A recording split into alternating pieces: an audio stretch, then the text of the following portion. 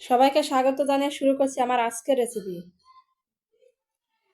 আমার আজকের রেসিপি হচ্ছে চিকেন দিয়ে ভুনা খিচুড়ি রেসিপি। আজকে আমি সহজ উপায়ে ভুনা খিচুড়ি রেসিপিটা শেয়ার করব।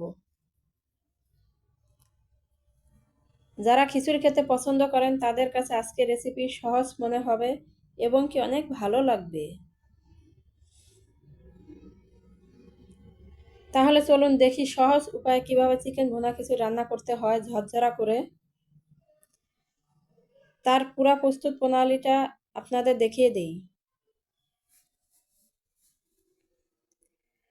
চিকেন নিয়েছি আমি 1 কেজির মতো।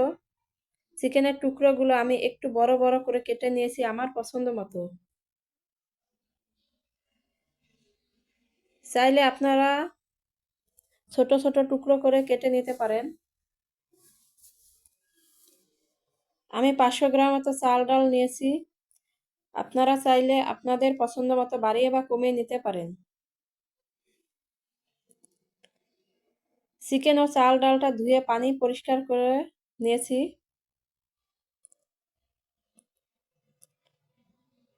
চুলায় একটা প্যান বসিয়ে দিলাম। প্যানটায় পরিমাণ তেল দিয়ে দিলাম। তেলটা গরম হয়ে গেলে আমি এতে কিছু পেঁয়াজ কুচি দিয়ে দিলাম।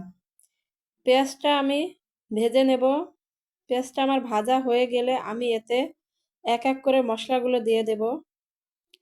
প্রথমে আমি 1 চামচ আদা বাটা, 1 চামচ রসুন বাটা, 1.5 চামচ জিরা বাটা,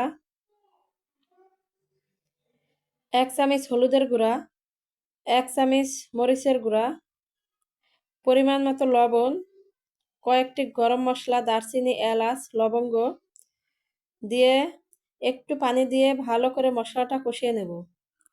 মশলাটা আমার একটু কষানো হয়ে গেলে আমি এতে কয়েকটা কাঁচামরিচ দিয়ে দিলাম। কাঁচামরিচটা দিয়ে আমি আর একটু কষিয়ে নেব। এরপরে আমি চিকেনটা দিয়ে দিলাম। চিকেনটা দিয়ে আমি মশলার সাথে ভালো করে মিশিয়ে একটু সময় নিয়ে কষিয়ে নেব। চিকেনটা আমার কষানো হয়ে গেলে আমি এতে ধুয়ে রাখা চালটা দিয়ে দিলাম। চালটা দিয়ে আমি চিকেনের সাথে ভালো করে মিশিয়ে নেব। মেশানো হয়ে গেলে আমি চালটা একটু সময় নিয়ে ভেজে নেব। চালটা আমার ভাজা হয়ে গেলে আমি এতে পরিমাণ মতো পানি দিয়ে দিলাম।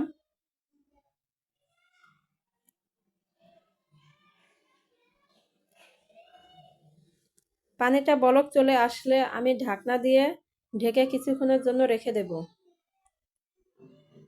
যারা আমার চ্যানেলটা এখনো সাবস্ক্রাইব করেননি অবশ্যই সাবস্ক্রাইব করে বেল বাটনে ক্লিক করে দেবেন পরবর্তী ভিডিও পাওয়ার জন্য।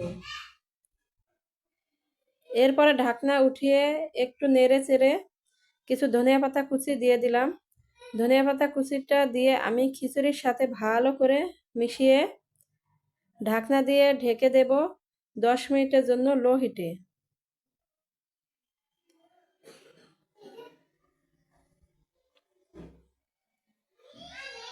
তাহলেই হয়ে যাবে আমার আজকের অসম্ভব মজাদার পারফেক্ট চিকেন দিয়ে ভুনা খিচুড়ি। আমার এই খিচুড়ি রান্নাটা আপনাদের কাছে কেমন লেগেছে অবশ্যই একটা লাইক কমেন্ট শেয়ার করে জানিয়ে দেবেন।